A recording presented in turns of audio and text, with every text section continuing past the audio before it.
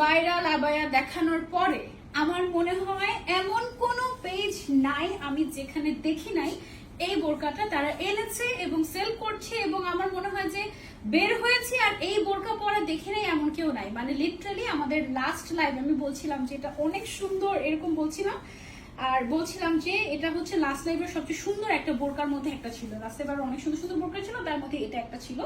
এটার যে আউটার পার্টটা আছে, আউটার পার্টটা হচ্ছে শিফন ম্যাটেরিয়ালের উপরে, এবং এই যে এই সাইডটা এটা হচ্ছে আমাদের এমব্রয়ডারি ওয়ার্ক করা, পেছন পর্যন্ত চলে গিয়েছে দেখো। হ্যাঁ, এটা তো দেখতে ট্রান্সপারেন্ট লাগছে তাই না? এটার ভেতরে আমরা যেটা দিচ্ছি, আমরা হচ্ছে নিধা ফ্যাব্রিকের একটা ইনার দিয়ে দিচ্ছি। ইনারটা আমি পরে করছি, আগে হিসাবটা দেন। নিধা ফ্যাব্রিকের ইনারটা আমি পরে করছি, আগে হচ্ছে হিসাবটা দেন। অনেকেই চিপেস্ট একটা ভার্সন সেল করছে যেটার প্রাইস কম, স্বাভাবিক।